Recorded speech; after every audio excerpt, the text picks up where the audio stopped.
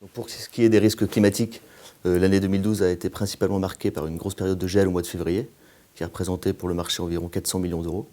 Et ça a coûté pour la Massif une trentaine de millions d'euros, dont une part importante a été prise en charge par les réassureurs. En matière de catastrophes naturelles, l'année a été plutôt clémente, notamment en matière d'inondation.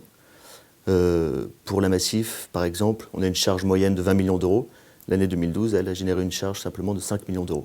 Donc l'élément notable au fait en matière de catastrophes naturelles sur l'année 2012, c'est l'apparition d'arrêtés relatifs à la sécheresse de 2011, où il y a 2235 communes qui ont été reconnues en état de catastrophe naturelle. Et ça pourrait générer un sinistre pour le marché de l'ordre de 550 à 800 millions d'euros, estime la Caisse centrale de réassurance. Alors on a vu ces dernières années qu'il y a pu y avoir des achats de capacités complémentaires, notamment après la survenance des tempêtes de 2009 et 2010, de Klaus, Squitten, Xynthia, etc. En 2012, ça s'est plutôt relativement calmé, même si Solvabilité 2 a pu induire des achats de capacités complémentaires en termes de réassurance. L'année 2013, on peut penser et pour 2014, on peut penser que le renouvellement devrait être relativement stable, puisque maintenant Solvabilité 2 est plutôt bien appréhendé par les assureurs, et du coup on ne devrait pas avoir d'achat de capacités complémentaires importants.